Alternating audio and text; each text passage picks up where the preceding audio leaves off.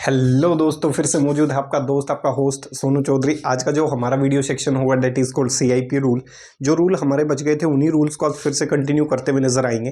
तो जो भी इस वीडियो सेक्शन के माध्यम से मुझे देख पा रहा है, सभी दोस्तों को, भाइयों को, बहनों को, आपके अपने दोस्त की तरफ से सबसे पहले प्यार भरी राम राम, सत श्री अकाल, जय हिंद, जय भारत। उम्मीद करता हूँ बेहद स्वस्थ होंगे, मस्त होंगे। और अपने वीडियो सेक्शन को शुरू करते हैं। तो शुरू करने से पहले एक छोटा सा जोक सुना देता हूँ, ध्यान से सुनना है कि आजकल के लोग कैसे कैसे हो चुके हैं। ध्यान से सुनो।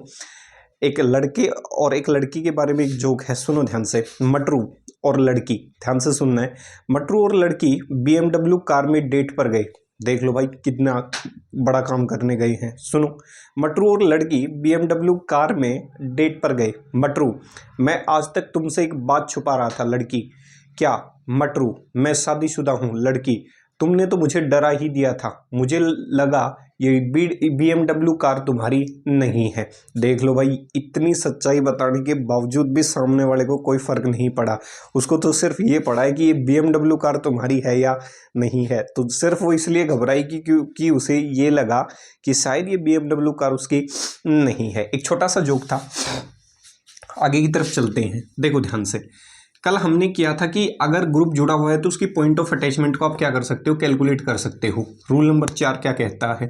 रूल नंबर 4 कहता है, ध्यान से सुनना है, if same groups are attached, if same groups are attached, अगर सेम ग्रुप जुड़ जाएगा, if same groups are attached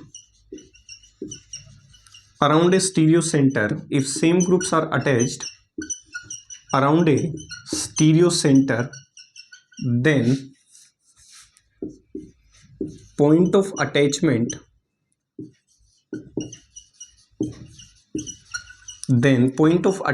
is compared turn by turn, is compared turn by turn। अगर मान लो किसी की पॉइंट ऑफ अटैचमेंट किसी भी ग्रुप की क्या हो गई, सेम हो गई, तो जैसे ही पॉइंट ऑफ अटैचमेंट सेम होगी तो आपको क्या करना है, अगले एटम पे बढ़ जाना है और उसको टर्न बाय टर्न क्या करने की कोशिश करनी है, कंपेयर करने की कोशिश करनी है। टर्न बाय टर्न बढ़ने पर जिस एटम का एटॉमिक नंबर ज्यादा निकल के आएगा उसकी प्रायोरिटी पहले आ जाएगी, जिसकी प्रायोरिटी कम होगी उसको नंबर क्या दे दिया जाएगा, कम दे दिया जाएगा। देखो ध्यान से, मैंने क्या कहा, अगर पॉइंट ऑफ अटैचमेंट सेम हो जाती है तो आपको करना क्या है, ये कोई क्वेश्चन रहा होगा। एक तरफ H मान लेता हूँ, एक तरफ Cl मान लेता हूँ, एक तरफ CH3 ग्रुप मान लेता हूँ और एक तरफ ग्रुप मान लेता हूँ C2H5। सही है, ध्यान से देखना है। अब देखो C2H5 लिखा कैसे गया होगा, C2H5 CH3 और CH2 ऐसे लिखा गया होगा, कह सकता हूँ। तो ये CH2 CH3 ऐसे लिखा गया होगा, इसे आप क्या कह सकते हो, C2H5। देखो सबसे पहले कार्यक्रम एटम से कंपेयर करना शुरू करो। एटम, सारे एटम अलग अलग हैं। ये क्लोरीन का, ये हाइड्रोजन का, इसकी पॉइंट ऑफ अटैचमेंट कार्बन, और इसकी भी पॉइंट ऑफ अटैचमेंट क्या होती है, कार्बन। ऐसे दिखा दो इसको, H5C2, ताकि आपको देखने में आसानी हो जाए। किताबों में सीधा लिख रखा होगा C2H5, लेकिन मैं आपको ओरिएंटेशन दिखा रहा हूँ, एक्चुअल इसके रिप्रेजेंटेशन दिखा रहा हूँ C2H5। इसका मतलब इसकी भी पॉइंट ऑफ अटैचमेंट क्या हो गई, कार्बन। इनकी पॉइंट ऑफ अटैचमेंट क्या हो गई, सेम। तो यहाँ तो एटम वाला, एटॉमिक नंबर वाला कंसेप्ट डायरेक्ट लग नहीं सकता। पहले इसको चेक करो, ये कार्बन का एटम है, ये भी कार्बन का एटम, ये क्लोरीन का, ये हाइड्रोजन का। तो क्लोरीन का जो एटम होता है उसका एटॉमिक नंबर ज्यादा होता है, तो पहला नंबर ये। कार्बन और हाइड्रोजन में हाइड्रोजन का तो कम से कम होगा, तो ये तो चौथे नंबर पे। इसकी पॉइंट ऑफ अटैचमेंट देखो और इसकी पॉइंट ऑफ अटैचमेंट देखो। अब देखो इसको पढ़ोगे कैसे, इसको पढ़ते वक्त आपको ये ध्यान रखना है, ये ऐसी होती है ये कंपोजिशन। कैसी? ऐसी होती है ये कंपोजिशन, ऐसे ऐसे देखने को मिलेगी। सही है, और फिर इसके साथ ये पॉइंट ऑफ अटैचमेंट, ये CH3 ऐसे होगा। अब देखो कंपेयर करना जब शुरू करोगे, मान लो मैं सीधा कंपेयर कर रहा हूं, तो इधर भी कार्बन होगा, CH3 में भी कार्बन। अब CH3 में आगे क्या जुड़ा हुआ है, हाइड्रोजन। लेकिन C2H5 के अंदर कार्बन के आगे क्या नहीं जुड़ा हुआ, हाइड्रोजन। कार्बन के आगे क्या जुड़ा हुआ है, कार्बन। तो इसका मतलब यहां पॉइंट ऑफ अटैचमेंट हाइड्रोजन की थी, यहां पॉइंट ऑफ अटैचमेंट किसकी थी, कार्बन की। और यहां पॉइंट ऑफ अटैचमेंट दोनों में क्या थी, सेम। दोनों में पॉइंट ऑफ अटैचमेंट सेम होने के बाद आपको सिर्फ इतना करना है कि अगले एटम के ऊपर बढ़ जाना है। ये ध्यान रखना, एक ही दिशा में बढ़ना है। अगर आप ऐसे चल रहे हो तो इसकी भी यही दिशा रखोगे, आगे की तरफ बढ़ रहे हो तो इसकी भी दिशा क्या रखोगे, आगे की तरफ ही रखते हुए नजर आओगे। तो आगे पे बढ़ने पे पाया यहाँ हाइड्रोजन एटम है, हाइड्रोजन एटम का एटॉमिक नंबर क्या होता है, कम होता है। यहाँ कार्बन एटम है, कार्बन एटम का एटॉमिक नंबर क्या मिलेगा, ज्यादा। तो पॉइंट ऑफ अटैचमेंट अगर सेम हो जाती है तो अगले एटम पे बढ़ जाओ, जिसकी पॉइंट ऑफ अटैचमेंट में एटॉमिक नंबर जिसका ज्यादा होगा उसी ग्रुप को सबसे पहले क्या देनी है, प्रायोरिटी। तो इसका मतलब ये प्रायोरिटी नंबर 3 पे आ जाएगा और ये प्रायोरिटी नंबर कौन सी पे पहुंच जाएगा, 2 पे। तो मैं आसानी से उस चीज को क्या कर सकता हूं, क्लियरिफाई कर सकता हूं। यहां तक किसी भी प्रकार की कोई दिक्कत है तो आप मुझे बता सकते हैं, ऐसा नहीं है यही एग्जाम्पल है, बहुत सारे एग्जाम्पल होते हैं जिसके आधार पे आप आसानी से क्या कर सकते हो, आंसर को क्या लगा सकते हो, कैलकुलेशन की तरफ लगा सकते हो, कैलकुलेट कर सकते हो। सही है। अगर पॉइंट ऑफ अटैचमेंट डिफरेंट है तो फिर तो कोई चक्कर है ही नहीं, तो कल वाला कंसेप्ट लगा सकते हो। अगर पॉइंट ऑफ अटैचमेंट सेम हो गई तो हमेशा ध्यान रखना है कि आगे वाले जो एटम है उसको टर्न बाय टर्न कंपेयर करना है, और टर्न बाय टर्न कंपेयर करने पर जिस एटम का एटॉमिक नंबर पहले आ जाएगा उसकी प्रायोरिटी क्या होगी, पहली होगी। इसके बाद रूल नंबर 4, सही है। रूल नंबर 4 क्या कहता है, रूल नंबर 4 कहता है अगर मान लो कोई एटम जो है वो मल्टीपल बॉन्ड के साथ जुड़ जाए, ऐसा भी तो हो सकता है किसी इंडिविजुअल स्पीसीज में क्या आ जाए, multiple bond. If atom is attached, कोई एटम मल्टीपल बॉन्ड से जुड़ जाए, if atom is attached by और with, if atom is attached by और with a multiple, if atom is attached with a multiple bond, it will show multiplication effect। तो वो क्या दिखा सकता है, मल्टीप्लिकेशन इफेक्ट दिखा सकता है। ये समझने योग्य बात है। अगर कोई एटम जो है वो किसके साथ जुड़ जाए, मल्टीपल बॉन्ड के साथ जुड़ जाए, तो मल्टीपल जो बॉन्ड होता है वो कौन सा इफेक्ट दिखा सकता है, मल्टीपल इफेक्ट दिखा सकता है। ध्यान से सुनना, अभी क्लियर कर रहा हूं मल्टीपल इफेक्ट है क्या। मल्टीप्लिकेशन इफेक्ट मतलब वो उतना गुना क्या कर जाए, मल्टीप्लाई कर जाए। उस चीज को समझो क्या कह रहा हूं। मान लेता हूं मैंने ये कोई कंपोजिशन आपके सामने पेश की, ये OH ग्रुप है, ये मैं थोड़ा क्वेश्चन को टफ कर रहा हूं, CH2 डबल बॉन्ड, ये CH2 है, और ये है CH ट्रिपल बॉन्ड, क्या है मेरे भाई, CH है। सही है, यहां तक किसी भी प्रकार की कोई दिक्कत नहीं होनी चाहिए। और यहाँ पे आपको जो भी अच्छा लगे, मान लेता हूँ क्लोरीन है। अब मैं चाहता हूँ कि इसकी क्या कैलकुलेशन की जाए, CIP रूल से आंसर कैलकुलेट किया जाए कि क्या इसका आंसर कहता है। तो ध्यान से सुनना है, मल्टीप्लिकेशन इफेक्ट की कहानी क्या है। मल्टीप्लिकेशन इफेक्ट मतलब मल्टीपल बॉन्ड, अगर डबल बॉन्ड 2 बार लगा हुआ है तो सोल्व करने का जुगाड़ देखो। डबल बॉन्ड का मतलब होता है 2 कार्बन, ऐसे समझो जुगाड़ से, यहां से बुद्धि को खोलो जरा। डबल बॉन्ड का मतलब होता है कि कार्बन को कितनी बार रिपीट करना है, 2। एक कार्बन के साथ एक कार्बन को और जोड़ दो, सही है। इस कार्बन को जैसे रीड करोगे, कैसे रीड करोगे, मल्टीपल बॉन्ड, इतना रीड करना दिखा रहा हूं, देखो। इसको कार्बन ड्रॉ कर लो, इसको भी कार्बन ड्रॉ कर लो, सही है। इस कार्बन के 2 हाइड्रोजन ड्रॉ कर लो ऐसे, इस कार्बन के 2 हाइड्रोजन ड्रॉ कर लो ऐसे। अब देखो मल्टीपल बॉन्ड क्या दिखा सकता है, मल्टीप्लिकेशन इफेक्ट दिखा सकता है। तो जितनी बार मल्टीपल बॉन्ड आया है उतनी बार ही उसके सामने क्या लगा दो, कार्बन लगा दो। तो डबल बॉन्ड का मतलब कितने कार्बन हो गए, 1। खुद को छोड़कर एक कार्बन और जोड़ना है, खुद कार्बन को छोड़कर एक कार्बन और जोड़ना है, that is called multiplication effect. Double bond का मतलब कितने कार्बन होने चाहिए, 2। तो एक कार्बन ये हो गया, एक कार्बन और जुड़ जाएगा, मतलब खुद को छोड़कर एक कार्बन और इंट्रोड्यूस कर दूं, खुद को छोड़कर एक कार्बन और इंट्रोड्यूस कर दूं। CH2 डबल बॉन्ड CH2 को आप कैसे रीड कर सकते हैं, ऐसे रीड कर सकते हैं। This effect is called multiplication effect. कहानी समझ आनी चाहिए ब्रदर। मल्टीप्लिकेशन इफेक्ट का मतलब होता है, जुगाड़ की भाषा में समझाऊं तो जितनी बार डबल बॉन्ड रिपीट हुआ है उतनी बार ही कार्बन जोड़ दो, खुद कार्बन को छोड़कर उस सामने वाले के पास कितने कार्बन हो गए, डेट इज मल्टीप्लिकेशन इफेक्ट। मैं कहूं डबल बॉन्ड तो 2 कार्बन, सेंटर वाला खुद तो होगा ही कार्बन, एक कार्बन और हो जाएगा। मैं फिर आगे वाले की बात करूं कि ये मल्टीपल बॉन्ड दोनों के बीच में होगा, तो इस कार्बन को छोड़कर एक कार्बन नीचे, इस कार्बन को छोड़कर एक कार्बन। ट्रिपल बॉन्ड को चेक करो, मतलब 3 बार, पहले इनको ड्रॉ कर लो, कार्बन कार्बन, इनको ड्रॉ कर लिया, इधर छाप दो क्या, हाइड्रोजन, सही है। इधर क्या छाप दो, हाइड्रोजन। अब देखो ट्रिपल बॉन्ड का मतलब टोटल कितने कार्बन होने चाहिए, 3। खुद को छोड़कर 2 कार्बन और लगा दो, टोटल 3 होने चाहिए। तो ये देखो 1 हो गया, ये 2 हो गया, ये कितना, 3। इसको देखो, ये 1 हो गया, ये 2 हो गया, ये कितना हो गया, 3। तो इसका मतलब ये किसका मल्टीप्लिकेशन इफेक्ट है, अल्काइन का मल्टीप्लिकेशन इफेक्ट है। ध्यान से ऐसे रीड करना है, मल्टीप्लिकेशन इफेक्ट। तो ये अल्काइन का मल्टीप्लिकेशन इफेक्ट है, ऊपर वाला किसका मल्टीप्लिकेशन इफेक्ट है, अल्कीन का मल्टीप्लिकेशन इफेक्ट है, किसका ब्रदर, अल्कीन का मल्टीप्लिकेशन इफेक्ट है, नीचे वाला अल्काइन का मल्टीप्लिकेशन इफेक्ट है। ऐसे ही आप बेंजीन सिस्टम को भी क्या कर सकते हो, डिस्क्लोज कर सकते हो, ओपन करवा सकते हो। अगर मैं कहूँ बेंजीन सिस्टम या कोई फिनाइल सिस्टम जुड़ा हुआ है तो इसको भी आप ऐसे ही क्या करवा सकते हो, रीड। डबल बॉन्ड का मतलब उतनी बार ही क्या मौजूद रहा होगा, कार्बन रहा होगा, खुद कार्बन को छोड़कर एक कार्बन और निकाल देना। डबल बॉन्ड मतलब 2 बार कार्बन, ट्रिपल बॉन्ड मतलब 3 बार कार्बन, खुद को छोड़कर 2 कार्बन और जोड़ दोगे तो 3 हो जाएगा, खुद को छोड़कर एक कार्बन जोड़ दोगे तो 2 हो जाएंगे, मतलब मल्टीपल बॉन्ड डबल बॉन्ड हो जाएगा। तो देखो ध्यान से, oxygen point of attachment check करना शुरू करो, ये भी ग्रुप, ये भी ग्रुप, ये भी ग्रुप, ये एटम। तो एटम क्लोरीन की प्रायोरिटी ज्यादा होती है, एटॉमिक नंबर ज्यादा होता है, जाके देख सकते हो, सही है। ऑक्सीजन ग्रुप, ग्रुप की क्या देखते हैं, उसकी पॉइंट ऑफ अटैचमेंट, इसकी पॉइंट ऑफ अटैचमेंट ऑक्सीजन, इसकी कार्बन, इसकी पॉइंट ऑफ अटैचमेंट क्या है, कार्बन। तो ऑक्सीजन की प्रायोरिटी ज्यादा होती है किससे, कार्बन से, तो ये नंबर 2। ये भी ग्रुप, ये भी ग्रुप, पॉइंट ऑफ अटैचमेंट क्या हो गई, सेम। जब पॉइंट ऑफ अटैचमेंट सेम हो जाए तो आगे वाले पे बढ़ जाओ, टर्न बाय टर्न सभी एटम को क्या करना है, कंपेयर। तो इसकी पॉइंट ऑफ अटैचमेंट यहां देखो ध्यान से, देखो ऐसे में बढ़ा, ऐसे कार्बन, इधर खड़े हो जाओ कार्बन। मैं मान लेता हूं ऊपर की तरफ चल रहा हूं अपनी मर्जी से, ऊपर की तरफ चला तो यहां क्या मिला, कार्बन। इधर भी ऊपर की तरफ चला तो क्या मिला, कार्बन। पीछे की तरफ चला तो क्या मिला, हाइड्रोजन। इसमें भी पीछे की तरफ चला तो क्या मिला, हाइड्रोजन। अब किसी एक कार्बन पे फिक्स कर लो कि मूवमेंट करनी है, एक कार्बन को फिक्स कर लो। इसमें मैं ऊपर चलने पे पाया कि कार्बन है, यहां भी बाएं चलने, दाएं आपके बाएं चलने पे पाया हाइड्रोजन है, तो हाइड्रोजन है।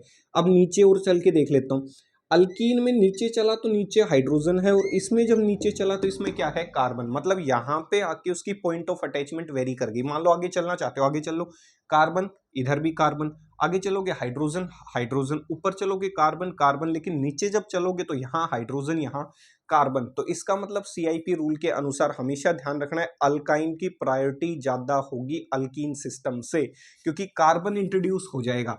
तो इसका मतलब 2 के बाद प्रायोरिटी किसकी होगी, 3 इसकी, और इसकी प्रायोरिटी कौन सी होगी ब्रदर, चौथी प्रायोरिटी होती हुई नजर आएगी। मतलब पीछे के सारे रूल को मैंने मिक्स करके आंसर क्या करवा दिया है ब्रदर, कैलकुलेट करवा दिया है।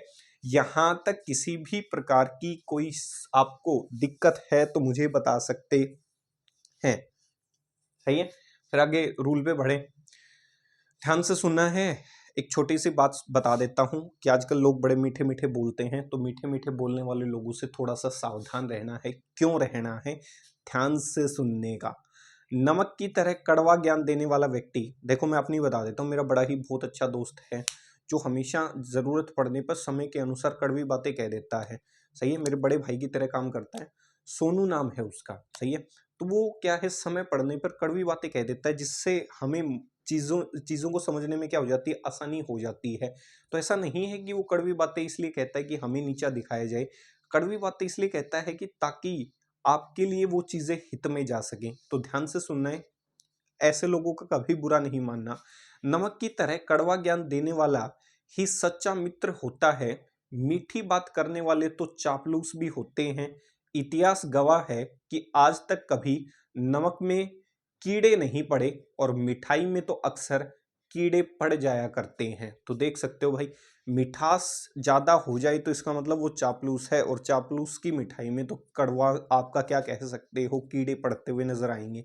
और जो व्यक्ति हमेशा कड़वा बोलता है, हो सकता है सुनने में इनिशियल फेज में आपको बुरा लगे, लेकिन वही कड़वा व्यक्ति नमक की तरह है, उसके अंदर किसी भी प्रकार के कीड़े पड़ते हुए नजर नहीं आएंगे, क्योंकि वो सत्य बोल रहा है, इसीलिए, सही है। चलें फिर आगे। रूल नंबर 6 क्या कहता है भाई, सारा कार्यक्रम रच दिया आपने, नंबर वंबर घुमा दिए, सही है। तो रूल नंबर 6 देखो क्या कहता है। रूल नंबर 6 कहता है कि मॉलिक्यूल को इस तरीके से ऑब्जर्व करना है, molecule is viewed in such a वे, इस तरीके से देखो, molecule is viewed in such a way that atom or group of lowest priority, सही है। किसी भी मॉलिक्यूल को इस तरीके से व्यू करना है, molecule is viewed in such a way that atom और group of lowest priority must be away from the observer. सही है। आपका जो मॉलिक्यूल है उसे इस तरीके से ऑब्जर्व करना है कि किसी भी एटम या ग्रुप की जो प्रायोरिटी है, जो सबसे कम प्रायोरिटी है, वो ऑब्जर्वर से कहां चला जाए, दूर चला जाए। मतलब एक होगा टुवर्ड्स द ऑब्जर्वर और एक क्या होगा, away from the observer.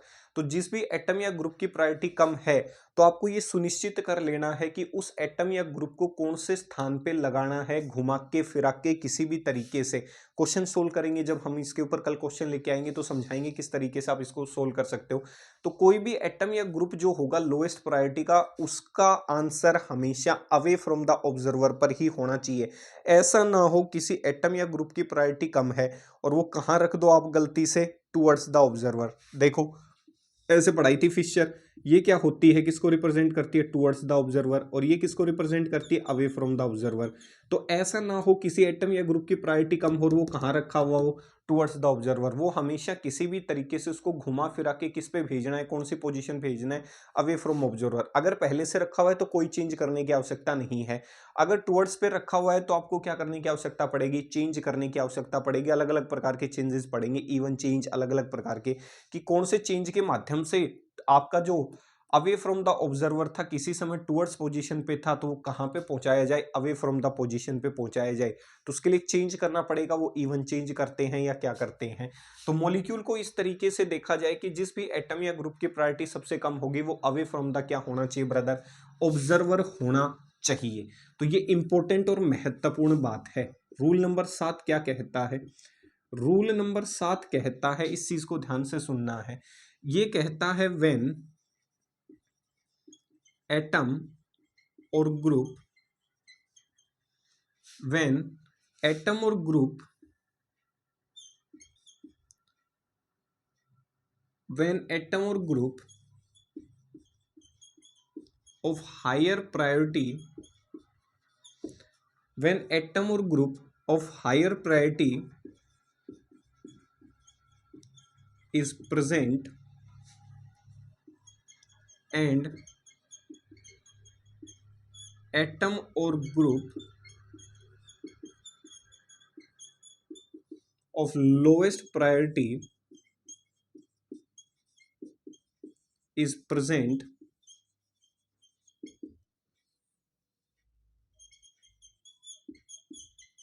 molecule is viewed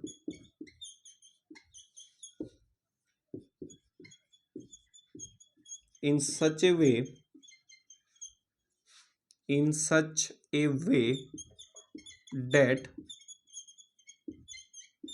lowest priority comes at last. During this process, इस प्रोसेस के दौरान, if आई रोटेट्स, अपनी जो आंखें हैं, during this process if I rotates in clockwise direction, then it will represent R configuration. ध्यान से सुनना है क्या कहा इसने, कहा किसी भी एटम या ग्रुप की किस तरीके से क्या रखना है, एटम और group of highest priority is present और एटम और group of lowest priority.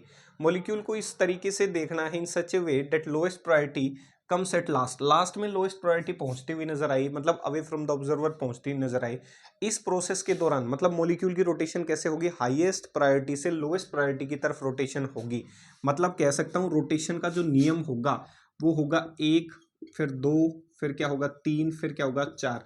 Jump हो सकते हैं बीच में, लेकिन एक के बाद ऐसा नहीं होगा कि आप सीधे 4 पे पहुंच जाए, तो बीच में से आपको क्रॉस करते हुए गुजरना पड़ेगा। और इस क्रॉस करने के दौरान अगर मान लो हाईएस्ट प्रायोरिटी से लोएस्ट प्रायोरिटी चलते वक्त 1 2 3 4 सीक्वेंस को फॉलो करते वक्त आपकी आंखें अगर क्लॉकवाइज दिशा में घूम रही हैं, तो मान के चलना जो कन्फिग्रेशन आपकी आंखें दिखा रही हैं वो कन्फिग्रेशन कौन सी रही होगी, आर कन्फिग्रेशन रही होगी। देखो ध्यान से समझो मैंने क्या कहा, मैंने कहा मान लेता हूं आपकी ये है कोई बात 1, अपनी तरफ से लिख रहा हूं 2, और ये 3 और ये क्या है 4। आपको पता है हाईएस्ट प्रायोरिटी से लोएस्ट प्रायोरिटी की तरफ चलना है, तो 1 के बाद 2 आया, 2 के बाद 3 आया, 3 के बाद क्या आया ब्रदर 4। इसका मतलब ऐसे घूम रही है, तो इसका मतलब कह सकता हूँ कौन सी दिशा है क्लॉकवाइज। और मुझे पता है कि मेरी आंखें फिलहाल क्लॉकवाइज दिशा को ऑब्जर्व कर पा रही हैं, और क्लॉकवाइज दिशा को अगर वो ऑब्जर्व कर पाएंगी तो मैं कह सकता हूँ क्लॉकवाइज दिशा तो कौन सी कन्फिग्रेशन को रिप्रेजेंट करती है ब्रदर, आर कन्फिग्रेशन को रिप्रेजेंट करती है। तो अगर आपकी आंखें हाईएस्ट प्रायोरिटी से लोएस्ट प्रायोरिटी की तरफ घूमते वक्त राइट दिशा में काम कर रही हैं, राइट हैंड साइड की तरफ काम कर रही हैं, राइट कन्फिग्रेशन की तरफ ऑपरेट हो रही हैं, तो उस आंसर को आप आर कन्फिग्रेशन के नाम से ऑपरेट कर सकते हैं अगर आंसर क्लॉकवाइज आता है तो। सही है। दूसरा, अगर आपकी आंखें जो हैं, ध्यान से देखना है कहां रोटेट कर जाएं। दूसरा point, if eyes rotate in anti clockwise direction, अगर आंख घूम जाए कौन सी तरफ, एंटी क्लॉकवाइज डायरेक्शन की तरफ, देन इट विल रिप्रेजेंट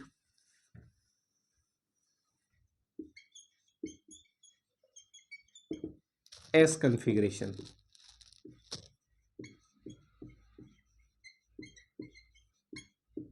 सही है। अगर आंखें कैसे घूम गई, एंटी क्लॉकवाइज दिशा में क्या कर गई, घूम गई। मान लेता हूं भी, सिंपल मान रहा हूं बिल्कुल, क्वेश्चन से और भी समझ में आ जाएंगे। 1 2 3 इसको 4, अब की बार ऐसे घूम रहे हैं, फिर ऐसे घूम रहे हैं, फिर ऐसे घूम रहे हैं, और फिर ऐसे घूम रहा है। मतलब 1 के बाद 2, 2 के बाद 3, 3 के बाद क्या है 4। तो इसका मतलब ये कन्फिग्रेशन कौन सी है ब्रदर, एंटी क्लॉकवाइज। और आंखें अगर एंटी क्लॉकवाइज दिशा में घूमेंगी तो इस मॉलिक्यूल की जो कन्फिग्रेशन आएगी वो कौन सी आएगी, एस कन्फिग्रेशन। अगर राइट की तरफ आंखें घूमें, क्लॉकवाइज दिशा में घूमें, तो आप आसानी से कह सकते हैं कि वो कौन सी दिशा रही होगी, कौन सी कन्फिग्रेशन आंसर रहा होगा, आर कन्फिग्रेशन। अगर वही आंखें आपकी एंटी क्लॉकवाइज दिशा में घूमती हुई नजर आई तो आप आसानी से कह सकते हैं कौन सी कन्फिग्रेशन रही होगी, एस कन्फिग्रेशन रही होगी। तो कल इसके ऊपर हम क्वेश्चन करेंगे। सही है। फिर आगे बढ़ेंगे टॉपिक्स के, धीरे धीरे टॉपिक्स को क्लियर करते हुए नजर आएंगे। तो अपने वीडियो सेक्शन को विराम देने से पहले आपने इतना मेरा सहयोग किया, आपका हाथ जोड़कर विनम्र भाव से धन्यवाद। जाने से पहले कुछ कैसा सुनोगे, सही है, कैसा सुनोगे, चटपटा सुनो तो फिर चटपटा सुनो। ये सही हुआ, सही है भाई। देखो हिंदुस्तान में क्या है कि जो जितने भी देवी देवता हैं वो हमारे हिंदुस्तान में है, ये हम सौभाग्यशाली हैं। शुक्र मानो कोई भगवान जो है वो विदेश में नहीं है, वरना आजकल की पत्नियां क्या कहती, ध्यान से सुनने का। ये सही हुआ कि सारे हिंदू देवी देवताओं का जन्म, फिर से सुनो ध्यान से, ये सही हुआ कि सारे हिंदू देवी देवताओं का जन्म स्थान भारत ही है। नहीं तो पत्नियां यही कहती कि अमेरिका वाली माता के यहाँ मन्नत मांगी है और वहां जाना है। सही है भाई। तो देख लो भाई, पैसे से बच गए हम सीधे सीधे। अगर अमेरिका वाली माता होती तो वहां जाते, वीजा लगता, पैसा लगता, घूमने जाते, मन्नत वन्नत तो बाद में देखी जाती। तो शुक्र करो उस भगवान का कि सारे देवी देवता हमारे यहीं क्या हो गए, विराजमान हो गए और हमें सौभाग्यशाली बना दिया। वरना ये देवियां कहाँ पहुंच जाती, अमेरिका पहुंच जाती उस देवी को प्रसन्न करने के चक्कर में, और उसे प्रसन्न करने के चक्कर में तुम्हारी जेब जरूर ढीली हो जाती, जो पति परमेश्वर है। तो मिलेंगे फिर अगले वीडियो सेक्शन में, तब तक के लिए स्टे सेफ, स्टे सिक्योर। जय हिंद, जय भारत।